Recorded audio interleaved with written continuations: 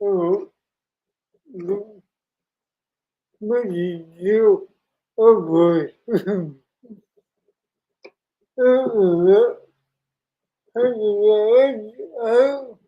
How did what you show? What did you do? I know, I know, you, and I gave you, I gave you what you do, and I hope, I hope that you, and what you do, please, please, Nick, coming out to you guys, when you will, she didn't herself, remember, is working on preview will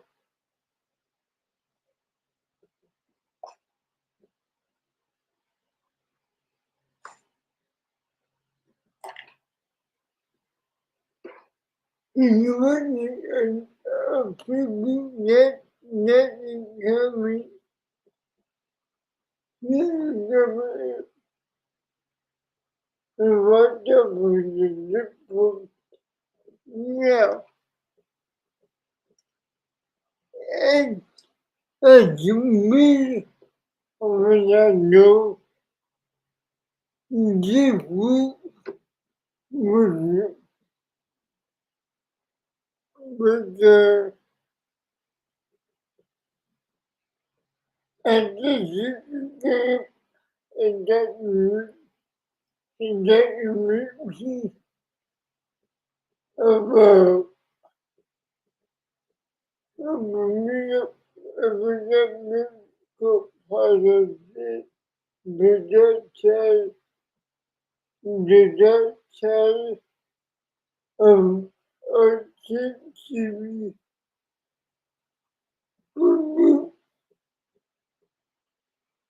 in recovery to a week but upon that decision and wow, wow,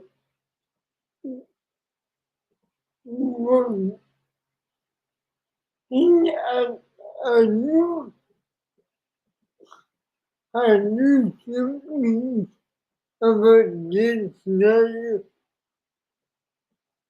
but not everything. So, so that depressed me, not depressed me, but it, it,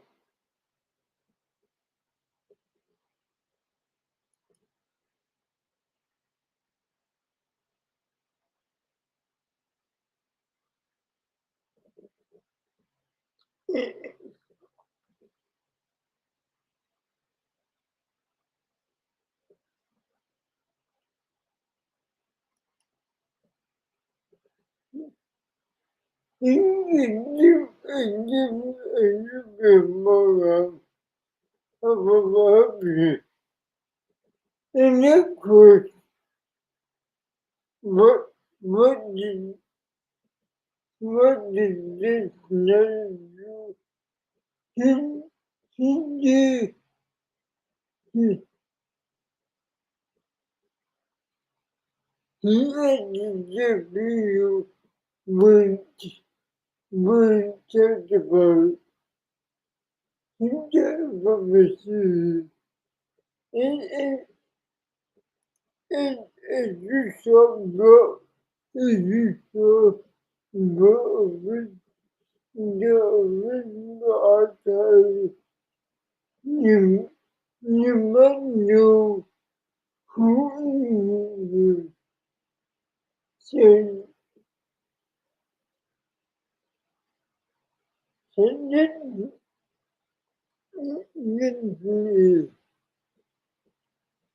Hey, it's Boogie. I played T-Bo on Nickelodeon's iCarly.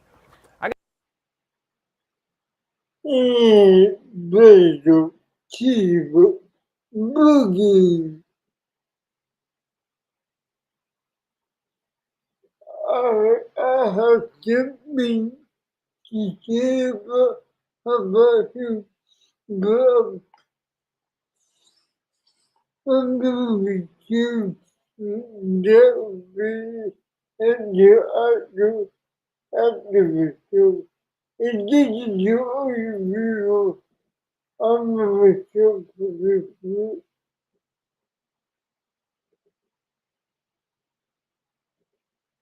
I got a chance to watch the Quiet on Set program, and I reached out to Dan to see if it was something that he'd be willing to discuss. I'm pleased to say that he said yes. Dan, how are you? I'm okay. I'm okay. I really appreciate you reaching out and giving me the opportunity to talk to you about what we saw over the last 2 nights. I'm really glad you're here because I believe this is important. For sure. By the way, this is the first cover of the business since he's a father. So keep that in mind.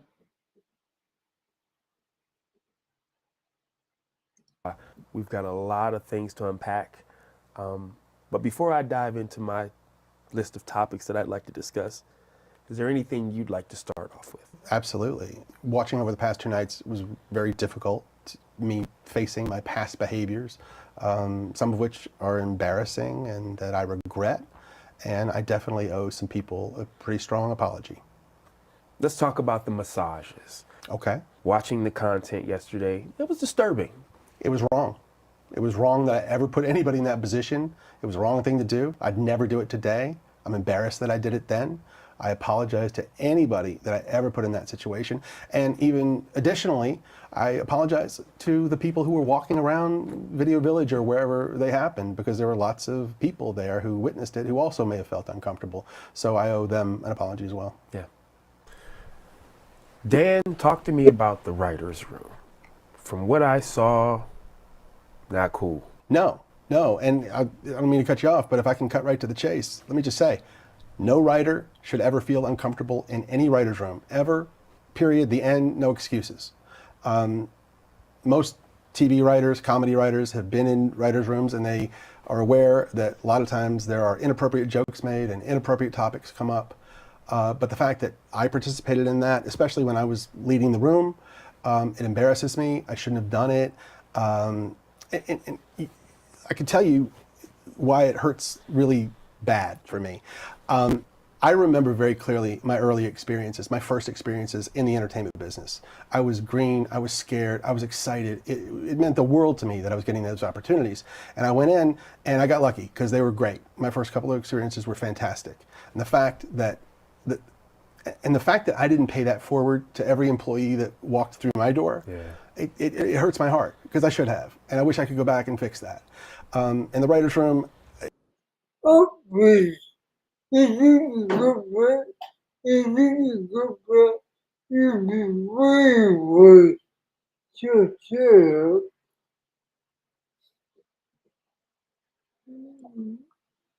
there's no doubt that sometimes those jokes went beyond the pale, and I said things that went too far or made practical jokes that went too far, and that was wrong. And that was because I was an inexperienced producer. I was immature. Wouldn't happen today, but I'm just really sorry it happened. Yeah.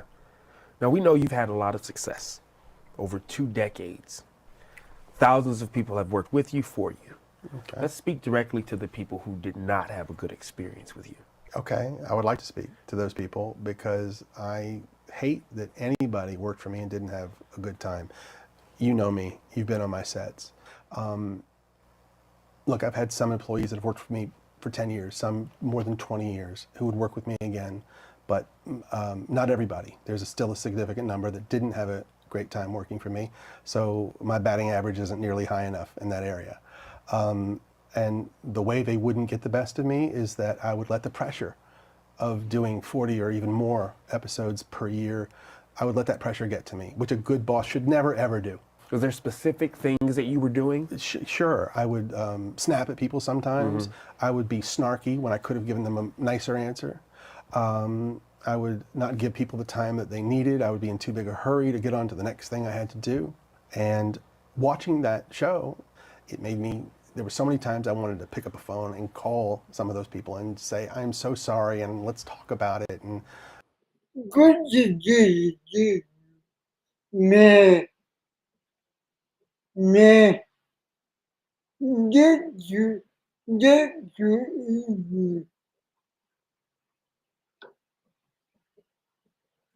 I wish you'd had a better time and I wish I could have shown you a better experience. Yeah. Now, you've written hundreds of episodes. Thousands of jokes have been told. Yeah. But currently where we are, Uh-huh. some people think that some of those jokes are inappropriate for children. What do you think of that? what, I want you to see Hindu, okay, what, I'll be doing it that way, boy. All these jokes that you're speaking of, that the show covered over the past 2 nights, every one of those jokes was written for a kid audience because kids thought they were funny and only funny. Okay? Now we have some adults looking back at them 20 years later through their lens, and they're looking at them and they're saying, oh, I don't think that's appropriate for a kid show. And I have no problem with that. If that's how anyone feels, let's cut those jokes out of the show. Just like I would have done 20 years ago or 25 years ago. I cut it. I want my shows to be popular. I want everyone to like. The more people who like the shows, the happier I am. Yeah. So if there's anything in a show that needs to be cut because it's upsetting somebody, let's cut it. So I think it's big for you to say with your work, if it's viewed as that today, you don't have a problem. Cut it. Cut it. I mean, that's a solution. The last thing I want to ever do Yeah. is put any content in a show that's going to upset my audience and make them want to turn off the TV. Why would I ever want to do that? That makes sense. I want to give you an opportunity to kind of elaborate on something. Okay. The thought process from the series is you had the power to just write a joke and no matter what, it's going on TV. You just had that type of power. Is that true? The notion that I had the power to just produce whatever I wanted and have it air is completely false. Okay. There were many, many levels of scrutiny. Okay? We had executives in LA. We had executives in New York. So 2 coasts. 2 coasts Okay. of Both approval. coasts. Yes. And by the way, approval at every stage, really. Okay. And I'm talking about wardrobe. I'm talking about makeup, sound, sets, dialogue, jokes, everything. Now, when you say approval, these obviously that's a hierarchy, not your colleagues or right. people in the room. Okay. No, not my colleagues. No, these are my bosses. Bosses, and then their bosses, and then their bosses. And they're approving all of this stuff. Okay. Okay? And we're also shooting it in front of all sorts of adults and caregivers and the set teacher and the families. Everybody's watching it. And if anybody had said anything, hey, we don't like that, that's not appropriate, then it would have been cut out. Now, I'm gonna push back a little bit Sure. because the series painted you in this way that you were just the guy that was doing what he wanted, and people were afraid to confront you about things. So say, just humor me, say that was the case. What would have been the ultimate way to... Okay.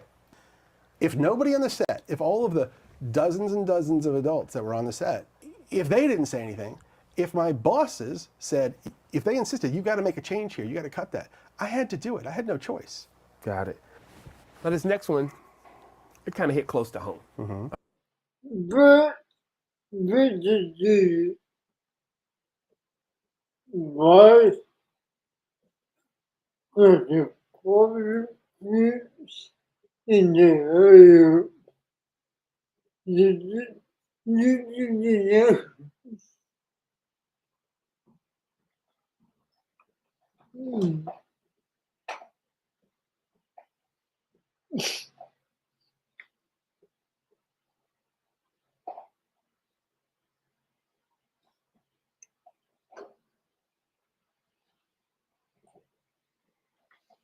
Being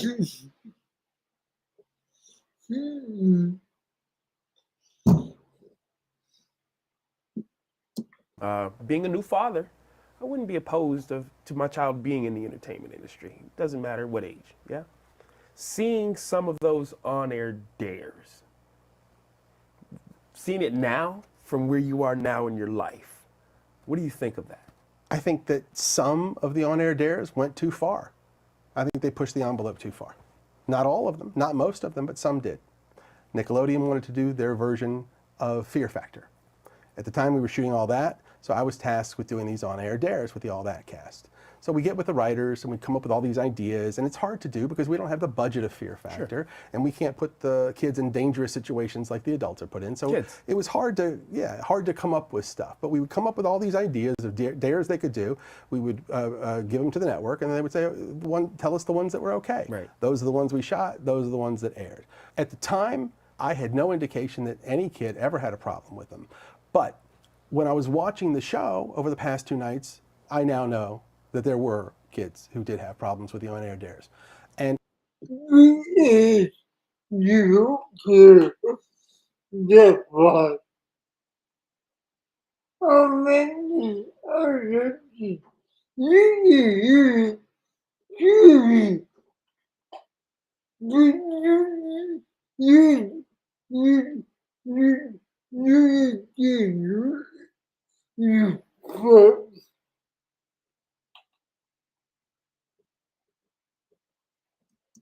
it breaks my heart. And I'm so sorry. I am so sorry.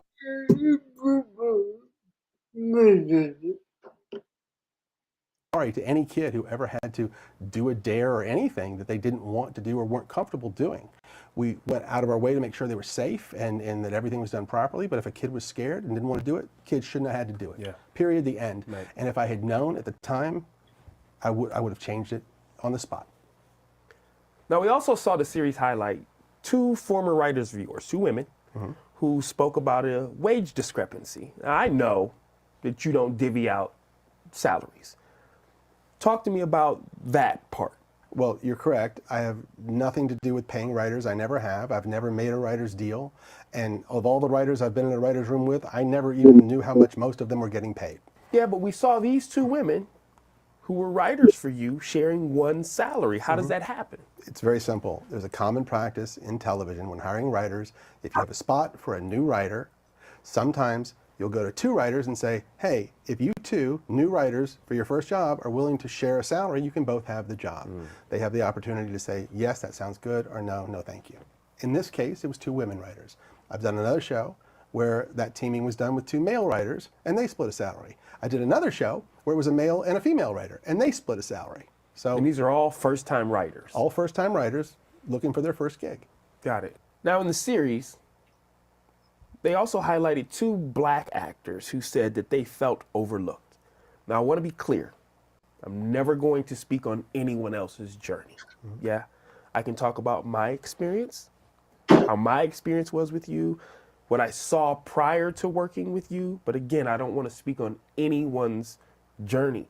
I saw you be honored for diversity in your work. Yes. And the reason for that is diversity has always been very important to me in my shows. If you go back to the very first Nickelodeon show I ever made, that's very evident, as it is in the second one, and then the first movie I ever made for Nickelodeon, which starred Kenan and Kel, and every show I did after that had a lead black actor in it. I'm very proud of that. It's very important to me. And not only am I proud that they were in my show,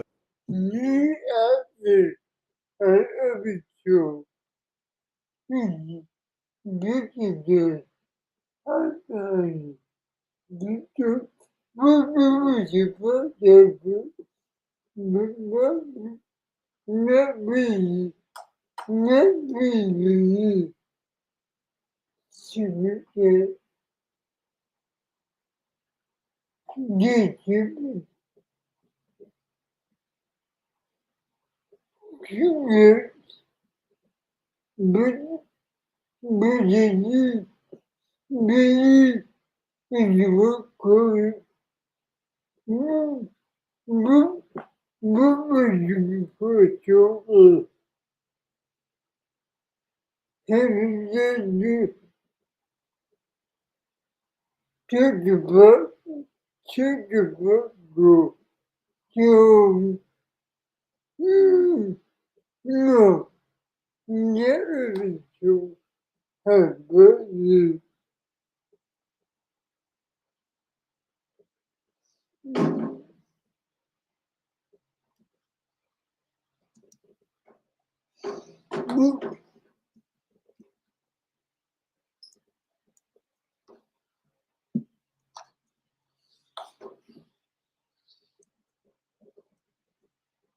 Can you bet you Movie I ever made for Nickelodeon, which starred Keenan and Kel, and every show I did after that had a lead black actor in it. I'm very proud of that. It's very important to me. And not only am I proud that they were in my shows, I'm exceptionally proud of the achievements they've had beyond my shows, and they've gone on to bigger and better things, and that gives me a great sense of pride. Well, something that really kind of bothered me was how they depicted your relationship with the cast. Yeah, it bothered me too. Yeah, just me being there, I knew the dynamic was trust.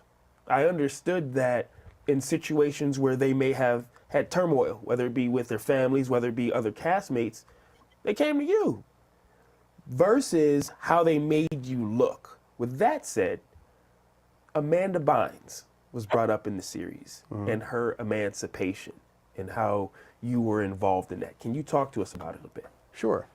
Amanda was between the ages of 16 and 17, and she wanted to get emancipated from her parents, which was a fairly common thing with successful young actors, at least at the time. Sure. And she wanted that for herself. So she turned to her team, which included her lawyer, her agent, her manager, her publicist, me, because she included me as part of her team, thought of me that way. We supported her. She tried to get emancipated. It ended up not working out. She didn't. Well, since we're here, let's stay here for a moment. There was also an incident where she had ran away from home, if Yes. you would. Can you talk to us a little bit just to clear the air of exactly what happened in that situation? Yes. One night, it was very late, well after midnight, 1 or 2 in the morning. Phone rang. I answered. It was Amanda. She was upset. She was in distress. She had had some conflict with her parents, I think her father, and she called me. I was immediately concerned about her safety. I called someone who I knew was fairly nearby. That person was able to go and pick her up. Then I knew she was safe. I felt better. She ended up being taken to the police. Well, regardless of what some people may think, I think it's only positive that you are there for people when they need you. That said, let's talk about some of the things that have just been swirling forever. Okay. You were banned from your set. Never, never, never happened.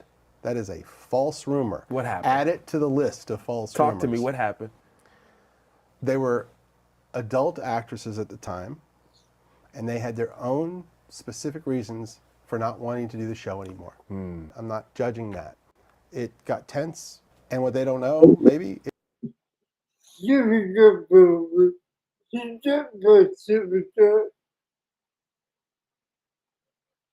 is I did everything I could to make that show go away. My producer partner at the time, we would call and say, this is not a good situation. Okay. So I decided I'm going to do what most showrunners do, which is you're not on the set. There's a director there to shoot it. I'll go up to the writer's room. I'll work on the next script. But because everybody was so used to me caring about every detail of every show so much, for me not to be on the set, yeah, maybe some people thought I got banned. So it was more of an assumption because this guy's usually here and now he's not.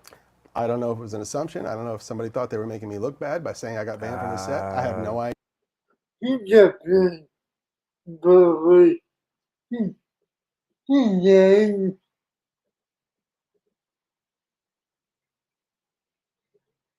Okay. All I know is I was never banned from the set. Yep.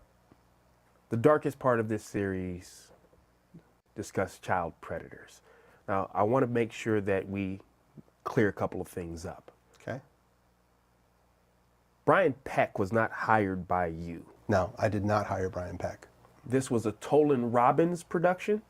Yeah.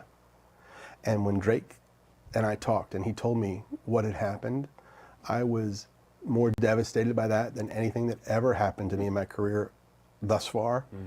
And I yes, yes, yes, yes, okay, okay. Told him, I'm here for you. What do you need? Which Drake mentioned in the show that we watched last night.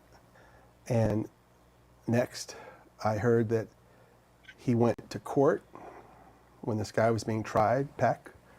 And when Drake walked in, he saw 50 people sitting on the side of the courtroom supporting Peck.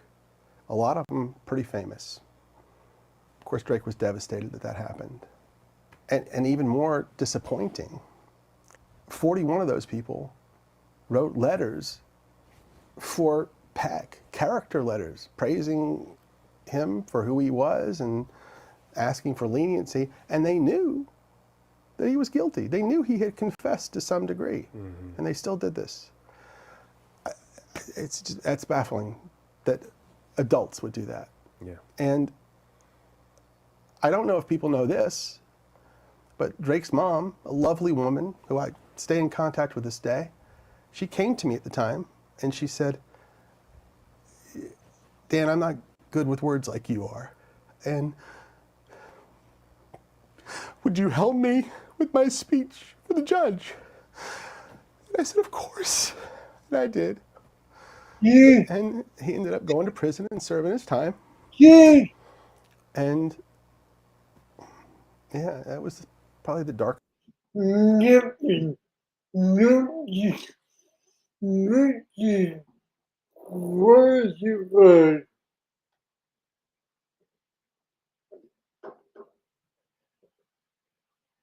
You, I know you can think about, but it's that of pride. You completed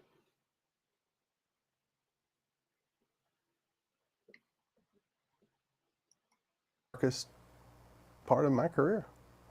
And here's the kicker that I really don't get. After he got out of prison and was, to my knowledge, a registered sex offender, he was hired on a Disney Channel show. I don't understand that. I never, yeah, I don't understand. Yeah. I appreciate you sharing that, man. Are you okay? You want to take a minute? Yeah, I'm all right. Let's keep going. Yeah? Yeah. you were me, you were me, you were me to play. Yeah, okay.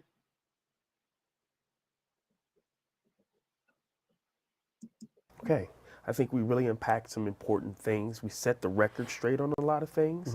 Before I let you get out of here, I appreciate the vulnerability that you use in knowing that there's definitely things that you would have and should have done differently. Is there anything that we haven't discussed? Anything that if you could go back and navigate the journey differently, what would that look like? Yeah, there's definitely things that I would do differently. One that I think would be really, really important is when you're hiring young actors, minors, to work in television, I would suggest that we have a licensed therapist there to oversee that process for the specific reason of making sure that those kids really wanted to do this job, that they really wanted to be on television. Maybe they should even be informed about what that means. What's it going to mean if you're famous? What's that going to mean on social media? What's it going to mean within your family? Let them find out. And then that way, if a kid doesn't want to be on a TV show, they can opt out. That psychologist, that therapist could come to us and say, this kid doesn't want to do it, or their parents aren't understanding of what's going to come. And then we could avoid the mistake of ever putting a kid in a TV show that didn't want to be there. Yeah, okay. Yeah. And additionally, the main thing that I would change is how I treat people and everyone. I definitely at times didn't give people the best of me. I didn't show enough patience. I could be cocky and definitely overambitious.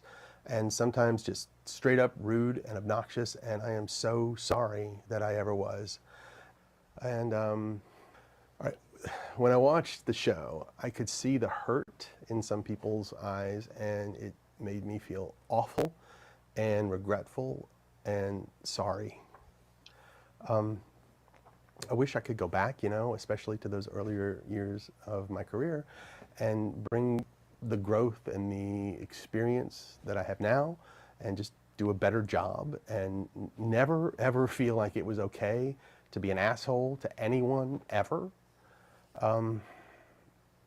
Look, I wanted to make funny TV shows for kids, and we definitely did that.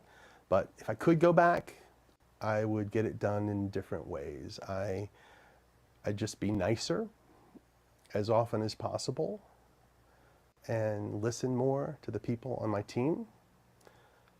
And I would do everything that I could to make sure that everyone had a good experience. That's what I do differently. Dan, I appreciate your time. I appreciate you. Thanks for stopping by, man. Thank you. So, I just that's what we have for this week. Next week, movie, movie, movie, not just you. Great. I'm a teacher of enjoy to work with me to let me invest in number the numbers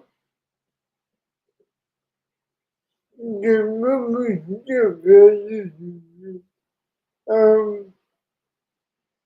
for now our for now in working every year that I'll see you next